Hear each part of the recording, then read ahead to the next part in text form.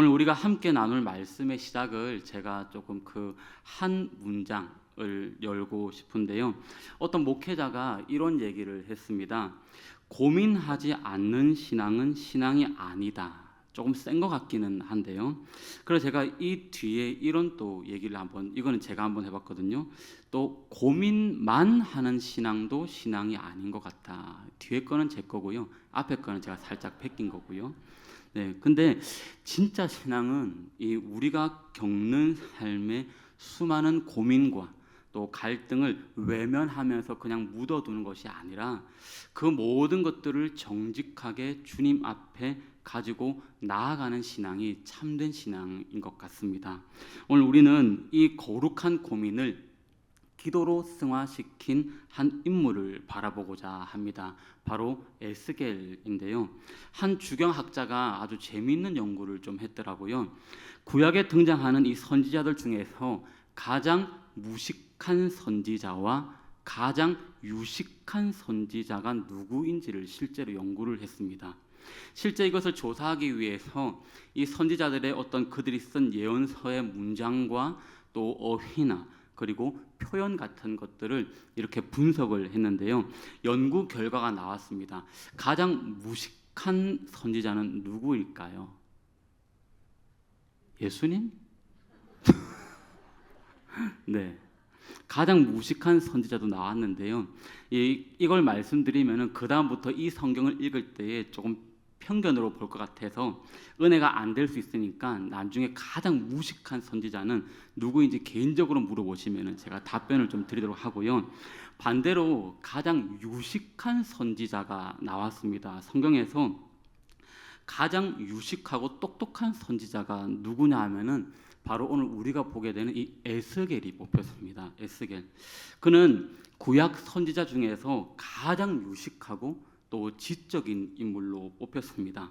실제 근데 그는 그렇게 평범한 사람이 아니거든요. 학식적으로도 물론 뛰어나지만 성경은 그를 부시의 아들 제사장 나에스겔 이렇게 표현을 하죠. 당시 사회에서 제사장은요, 단순히 그냥 종교인이 아니라 그 민족의 한 부족을 대표하는 리더이기도 합니다. 더욱이 이 제사장 직분은 가문 대대로 이어지는 직분입니다. 이 말은 에스겔의 아버지도 제사장 그리고 그 위에 할아버지도 제사장이었다는 것입니다. 이건 무엇을 의미할까요? 에스겔이 태어날 때부터 자기 스스로에 대해서도 그렇고 민족에 대해서도 그렇고 하나님의 사람으로서 하나님이 기뻐하시는 대로 살도록 훈련을 받아왔고 또 영적인 권위를 가진 리더로 그렇게 훈련받으면서 자라왔다는 그런 뜻입니다. 그는 하나님 나라를 위해서 자신의 삶을 어떻게 드려야 할지 꿈꾸고 또 아름다운 미래를 그리던 그런 청년이었습니다. 그러나 그의 인생은 25이라는 젊은 나이에 아주 송두리째 그냥 무너져 그의 능으로는 그의 아주 유식하고 똑똑한 능으로도 아무것도 할 수 없는 그런 상태인데요. 조국 유다가 이 바벨론에 의해 무참히 짓밟혔고 에스겔 역시 이제 포로가 되어서 타국의 먼 곳 땅까지 끌려가는 신세가 된 것입니다. 성경은 그가 하나님의 부르심을 받을 때를 30째 해 넷째 달 초닷새라고 이렇게 말씀을 합니다.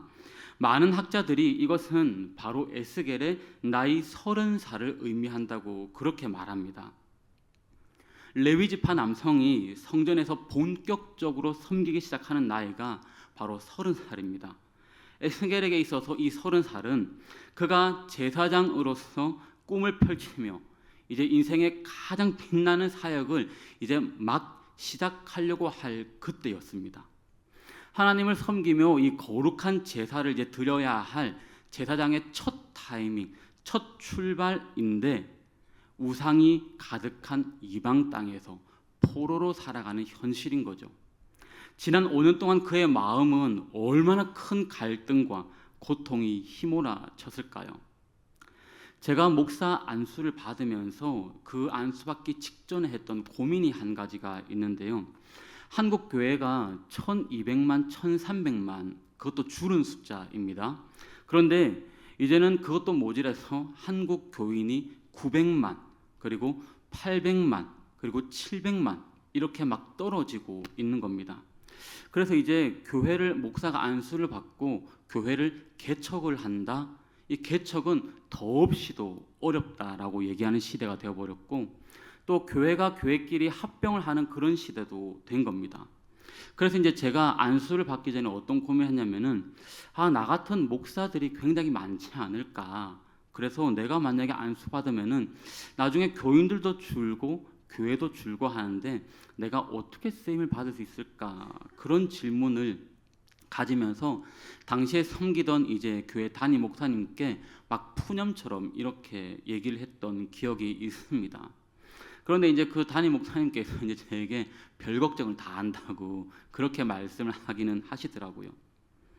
오늘 본문의 이 에스겔이 어쩌면은 지금 그런 마음일 것 같습니다. 그가 30살에 이제 갓 제사장을 받고 이제 사역을 시작을 해야 되는데, 그가 마주한 현실은 제사장직을 할 수가 없고, 또 그게 아니라 이제 예루살렘 성전도 아니고 모든 꿈이 다 꺾이고 모든 소명이 다 무너진 바로 그 절망의 자리에 서 있는 것입니다. 그런데 오늘 우리는 이 절망의 자리에서 이야기를 조금 나누어 보려고 하는데요. 이 시점에서 에스겔서를 연구하던 학자들이 그 당시에 에스겔이 가졌을 만한 고민 3가지를 이렇게 추려서 요약한 것이 있습니다. 에스겔이 이 당시에 느꼈을 이 고민과 절망, 이것은 단순히 그냥 개인적인 불행의 내용이 아닙니다. 그것은 당시 하나님의 백성 전체가 품고 있던 근본적인 고통이고 또 신앙의 뿌리를 뒤흔드는 그런 질문들입니다. 에스겔이 과연 어떤 고민을 했을까요? 한 3가지 정도로 이렇게 추려봤는데요. 첫 번째는요, 하나님이 택한 백성, 믿는 우리들, 하나님의 택한 백성이 이방인에게 멸망을 당하는 것이 어떻게 가능한가 하는 겁니다.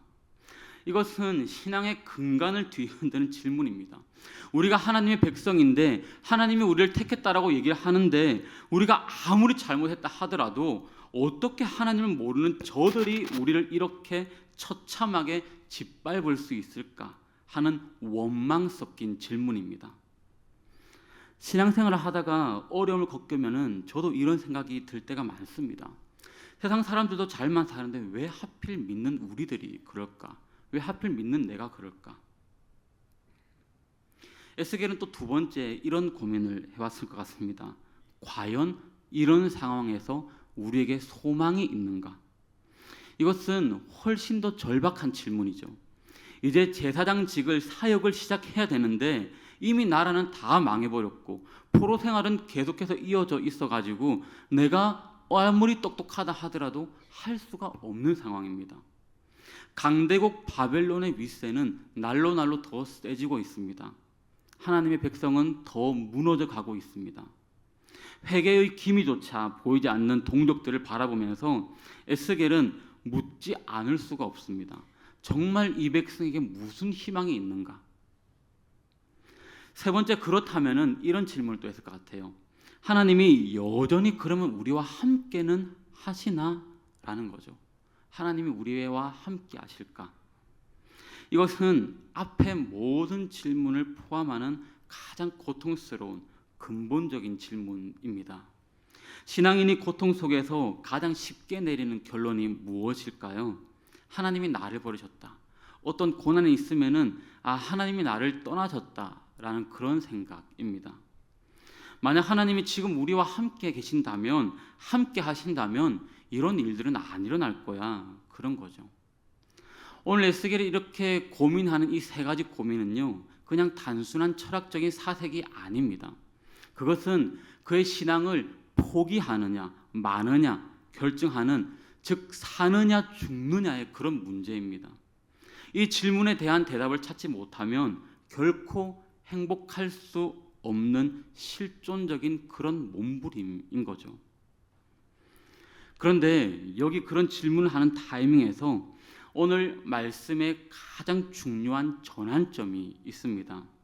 에스겔은 이 찢어지는 마음의 고통과 갈등을 혼자서 끙끙 앓거나 다른 사람에게 불평으로 쏟아놓거나 마음속에 묻어두지 않고 그는 이 모든 고민을요 그대로 가지고 그발 강가에 서게 되는 거죠. 성경은 에스겔이 하나님이 만난 장소를 이 두 번에 걸쳐서 강조를 하는데요, 바로 그발 강가입니다. 이 그발 강가는 어떤 유명하거나 아니면 영적인 의미가 있는 어떤 특별한 그런 장소가 아닙니다. 그저 유다 포로들이 모여 살던 바벨론의 한 강가였을 뿐입니다. 그런데 왜 성경은 이 장소를 강조할까요?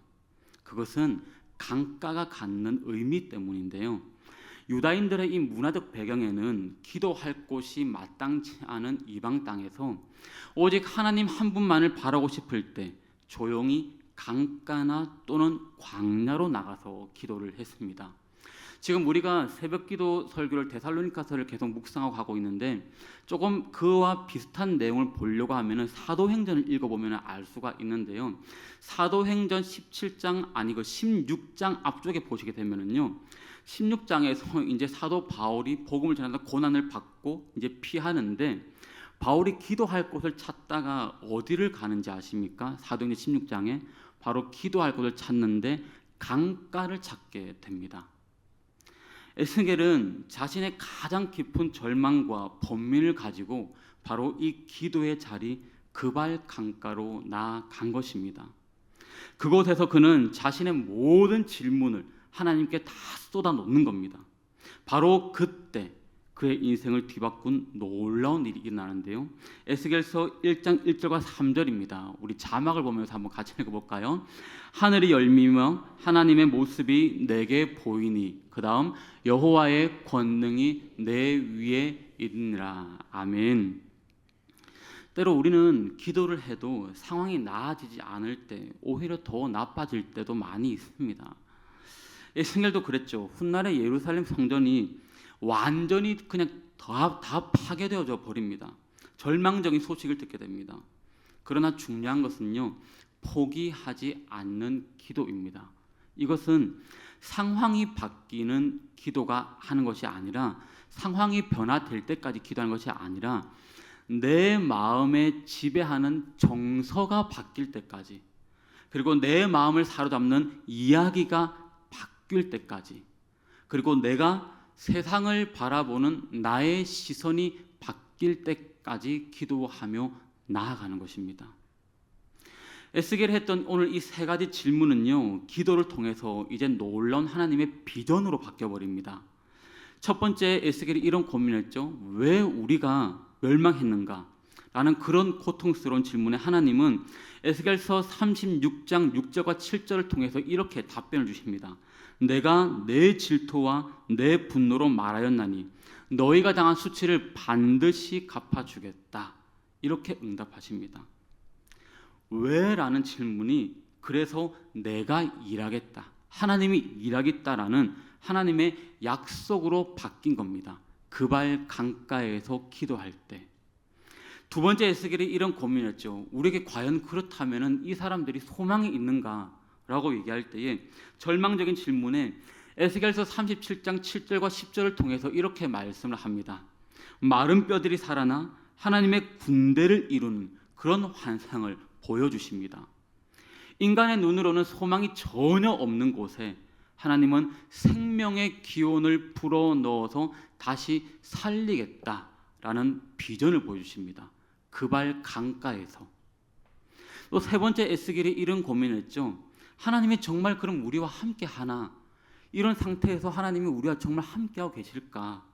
라는 가장 고통스러운 질문에 하나님은 무너진 성전이 아닌 이전보다도 훨씬 더 영광스러운 새 성전의 환상을 보여주셨습니다.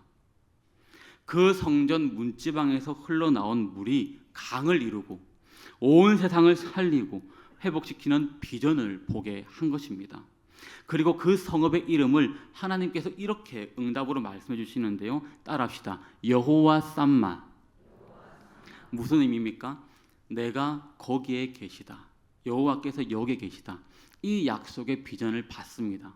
그발 강가에서. 그발 강가의 이 기도 끝에 에스겔의 갈등은 더 이상 갈등이 아닙니다. 갈등이 아니라 에스겔의 갈등은 꿈과 비전이 되었습니다. 에스겔의 의심은 확신과 삶의 방향이 되었습니다. 이것이 바로 그발 강가, 기도의 능력인 줄로 믿습니다. 하나님께서 우리의 삶에 이 고민과 갈등을 허락하시는 이유도 어쩌면 조심스럽게 바로 여기에 그 이유가 있는 것 같습니다. 제가 아까 앞서 이 전반부에 말씀드렸던 제가 목사 안수 받으면서 했던 고민을 이 푸념처럼 당시 이 담임 목사님께 막 털어놓으면서 이렇게 얘기했더니 그런 말씀을 연이어서 해주셨거든요. 지금은 이제 이분이 원로 목사님이 되셨는데 이분이 1993년도에 개척을 했습니다. 이분이 이제 원로 목사님 되셔서 그 93년도 당시에 개척을 할 때에 그분의 원로 목사님, 담임 목사님이 이렇게 얘기하시더래요. 더 위에죠. 1970년대쯤이더라 하더라고요. 70년대 그 목사님 하셨던 말이 이제 한국 교회는 너무 어려워진다. 한국 교회는 이대로 가면 이제 개척이고 뭐가 아무것도 안 된다. 근데 너가 개척할래? 그 목사님께 이렇게 말씀하신 겁니다. 근데 그때 70년 당시 교회를 할 때도 너무 힘들다라고 어렵다라고 하면서 왔는데 이 93년도에 개척하겠다라고 하는 제 바로 위에 목사님, 이 목사님 이 당시에도 목회가 너무 힘드니까 너 개척하지 마라 그렇게 얘기를 많이 했대요. 그러면서 이 목사님이 그 말을 조금 넘기고 93년도에 교회 개척을 했습니다. 기도를 열심히 개척한 교회가 지금 1000명이 넘는 교회로 개척을 해서 성장이 되어져 있는 겁니다. 그러면서 제가 그런 고민을 얘기를 하니까 이 목사님이 뭐라고 얘기하냐면은 그 당시 70년대 그 목사님도 개척이 이제 시대 끝났다. 교회는 이제 계속해서 쇠퇴한다. 어려워질 거다. 목사는 더 어려워질 거다.